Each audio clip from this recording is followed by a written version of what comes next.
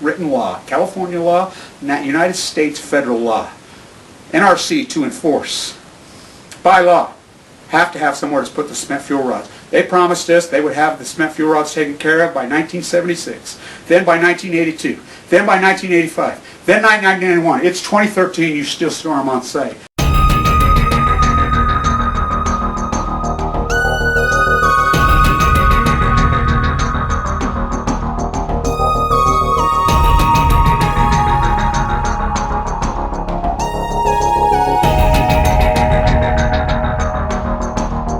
Live, this is One for the Record. I'm Diana, and today is June 20th, 2013, and here are your news updates for today. I'd like to do a special shout out to Heather Ann out there in the Space Coast. Hello, Heather. Hello. Alright, let's move on. Here we go.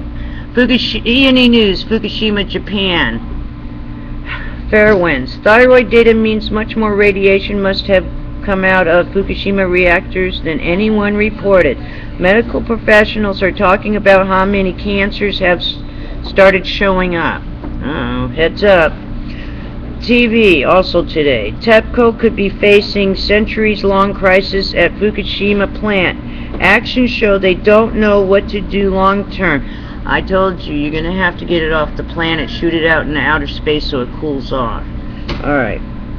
Yesterday, New York Times, new concerns, Fukushima storage tanks are leaking contamination into Pacific Ocean. Also, the guy that was on the... Now I forgot, I'll get back to it in a minute. My mind just went blank. Alright, let's see. Moving on. Sorry about that. Brain fart. Let's see. Alright, let's go into the breaking news. Alright, let's see.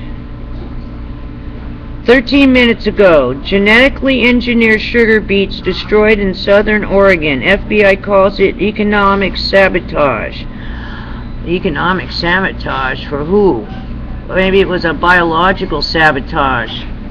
Alright, here we go. Just in, right now, 10 seconds ago, Colorado East Peak fire burning at 9,000 acres, approximately 20 homes evacuated. That's coming out at 9 News. Australian painter Jeffrey Smart dies in Italy at age 91. Oh, that's right. It was the guy from The Sopranos, the main guy, and he had a massive heart attack at 51 years old. Now remember, cesium attacks the heart muscle. And if it's famous people, they aren't going to be able to hide it. So keep your eyes open and have a heads up on that. Alright? So if we start hearing about all these people having massive heart attacks, cesium will attack the heart muscle like strontium attacks bone. Alrighty then, coming out of Fukushima. Reported tornado spotted near Rogers, North Dakota, moving east. That was 27 minutes ago, so heads up. Everybody check your weather. There's some wacky weather going on out there, even where I'm at. Alright. Okay, let me see if there's anything else new. Colorado's Lime Gulch fire grows to 600 acres, 20 to 30 structures threatened. That's 9 News. Tornado warning issued for Barnes County, North Dakota until 6:45 p.m. CDT time, and I believe there's a tornado already out there. I think I just reported on it. Alright, let's move on. Let's go to the Extinction Protocol 2012 and beyond.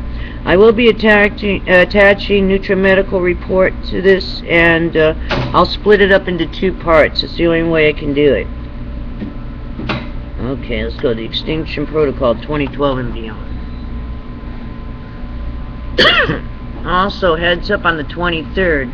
If they're going to mention it again, the 23rd, the moon's going to be at like perigee. It's going to be the closest. We're going to be going into the summer solstice, so heads up if you're in an earthquake zone. The weather might turn wacky, and we might be in for some solar CMEs and things, solar flares. Alright, I was hearing that off of Coast to Coast a couple days ago. Alright.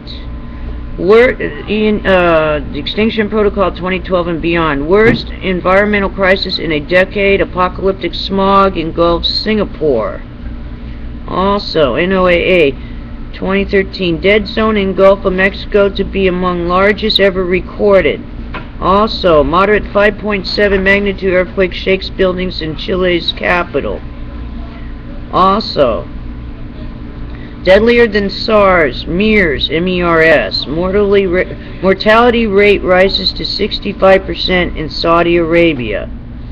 Also, scientists fear tension building on dangerous fault near Istanbul, Turkey. Also, anywhere because of the 23rd. So everyone heads up. Everyone be prepared and safe.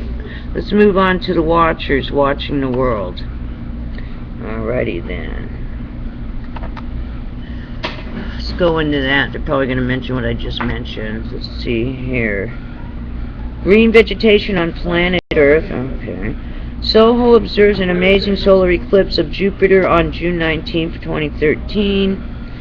New study, GMOs linked to blood cell disorders, leukemia. Imagine that.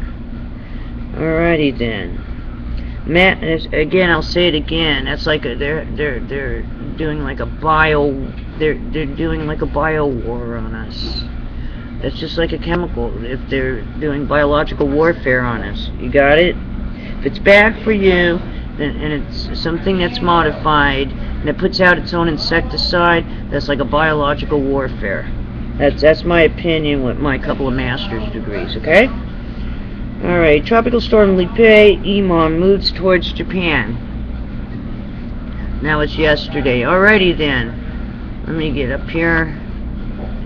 Now I'm going to attach Dr. Deagle for you, and you have a wonderful evening. Now you might, heads up, there's going to be 2 parts to this. And it's going to be Ann Morrison and I believe his normal guest. Can't think of it right now, but I'm going to attach it for you. Alrighty then, take care, be safe, and I'll see you on the flip side tomorrow.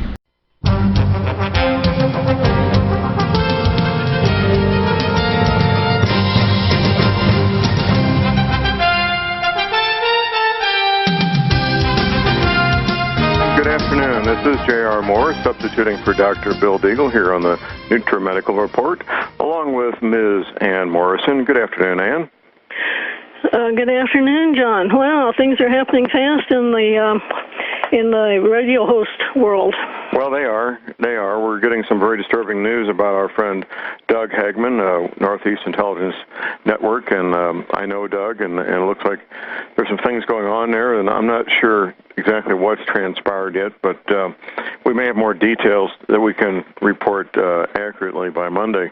I know one report I got from our friend was that he had been physically attacked and was seriously injured. So that remains to be seen exactly what's happened in the circumstances. Anyway, and earlier this morning on my show, we were talking about the human-to-human transmittal of the Middle East respiratory syndrome, MERS for short, and how this has raised this virus to a whole new level of concern, hasn't it? It certainly has, and even the CDC has now come out with more guidelines, and they have increased the incubation period. They were at 10, but there was really no reason for them to be at 10 days because there's no measurement. They don't know what causes it. They don't know how it spreads, so they don't know when people first get it, and then they don't know how long it takes them to come down with symptoms. And so the incubation period was just set at 10 based on other viral incubation periods, and now they have updated it to 14 days, and that means if somebody comes into the hospital and is diagnosed with MERS, Middle East Respiratory Syndrome, then they'll go back 14 days and try to contact everybody who that person has seen in that time, and then follow them to see if they develop this Middle East Respiratory Syndrome. Well, if that person happens to be a flight attendant, for example,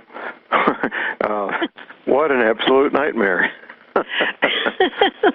Whoa. Well, that's true. And the case fatality rate for people who end up in the hospital is 56%. They have not found it in the blood of anybody who hasn't been hospitalized. And in fact, they don't even look. They're saying now that what they need to do is they need to get a lower respiratory sedum sample, and they can take those. They can take them, but it's a very uncomfortable procedure, and they would have to give you a light anesthetic of some kind in order to get in there. So the best thing to do is if you have a respiratory problem and you have a productive cough, is to cough up some sputum before you go in so that they have a fresh sample. The procedure involves a really big, really long needle, I assume? Well, yeah, they got to get to the bottom of the lung, right. And this is not a pleasant procedure. I wouldn't think so. Yeah, they have some sampling with the nasal pharynx swabs did not detect the MERS in patients that had it, and that's why they want the lower respiratory tract specimens. And so that's a priority for collection. In addition to having the regular swabs, which are easier to get, you know, they swab the inside of your throat. Right. So this particular virus likes to have a cozy little home down in the bottom of your lungs, apparently. Well, and most of the people that get it have other chronic diseases, but not all of them. All the range of ages for the patients are age 2 years to age 93 years. And the average age, the median age, that means that half of the cases are above 56 and half of them are below the age of 56, is 56. And of 55 cases, 31% were fatal, which gives you a case fatality rate of 56%. Right. Now, well, that 56% fatality rate seems to me unusually high. Does that raise some red flags in terms of the possibility of this being a biological weapon? Oh, definitely. Yeah, it is. It's similar to SARS. Now, they were able to stamp out SARS because the transmissivity was very high and the incubation was very short. And so as soon as people got it, they got sick. So it was very easy then to find their contacts and ask them to quarantine themselves.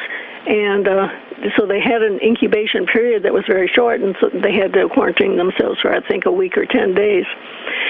Now, there was one man in Canada who would not quarantine himself. He continued to go to work, and the pressures of providing for your family and going to work are, they're very strong. I mean, right. It's very hard to get somebody who is the breadwinner for his family to stay home, and especially if he's threatened with being fired, and if he stays home.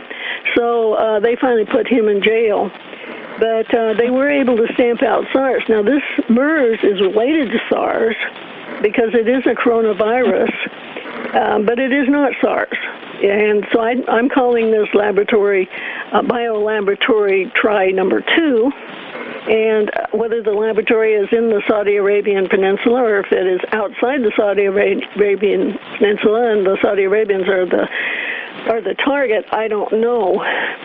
But in any case, they don't know how it's transmitted. There may be somebody going around with an atomizer, spraying it in the air. There could be somebody that's touching things and leaving fomites on them that other people then touch. And there have been cases where people have been taken into the hospital and either their roommate got it or the people who took care of them got it. Medical personnel got it. And they don't know what's transmitting it, so they don't know what the incubation period is because they don't know when that person was first exposed. It sounds like there's a lot of very serious unknowns here, Ann. Very, very serious. Now, I talked to Dr. Bill Deagle, and he reminded me that as we are adapting to this new virus, and it is a new virus for humans, and they have not found any reservoir in any animals. And they've talked to people and said, well, did you visit any bird markets? Live bird markets. Did you go to the zoo? Did you pet a camel? Did you go on a camel? All these things that you might do. Right. And they all said no. And so they have not, they have tested different animals in the Middle East, and they have not found a reservoir of this particular